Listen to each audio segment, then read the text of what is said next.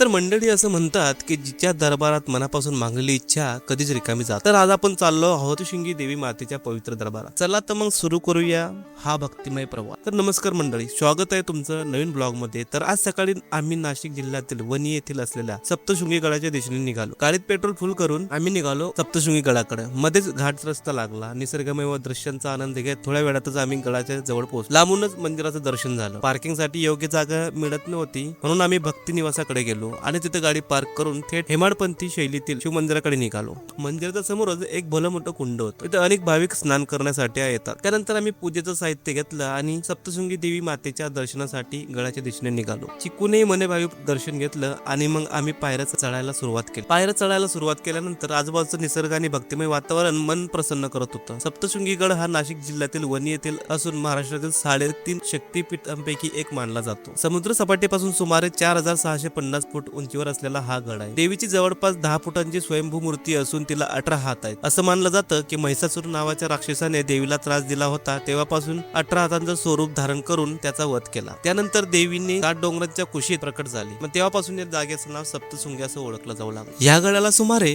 510 पायऱ्या आहेत. तर आम्ही पायऱ्यांना जाण्याचा निर्णय घेतला आणि पायऱ्यांवरती गर्दी खूप होती. विशेष म्हणजे चिकूने सुद्धा जवळपास 35 ते 40 पायऱ्या स्वतः चढल्या आणि अखेर आम्ही मातेच्या पवित्र दरबारात पोहोचलो. तर उद्याच्या दिवशी मी तुम्हाला घेऊन जाणार आहे एका अशा ठिकाणी. असली कहाणी आहे. माते जर मला आपत्य प्राप्त झालं तर मी माझ्या बैलगाड्यासोबत या शेतकऱ्यावरनं घेऊन जाईल आणि देवीच्या कृपेने त्याला प्राप्ती होते आणि त्याला दिलेला शब्दही पाळला. पण ह्या कथेमागचं नेमकं ठिकाण कुठं आणि त्यामागची अजून रंजक कहाणी काय आहे हे जाणून घेण्यासाठी उद्या मी तुम्हाला एका भन्नाट ठिकाणी घेऊन जाणार आहे. तर व्हिडिओ नक्की पहा.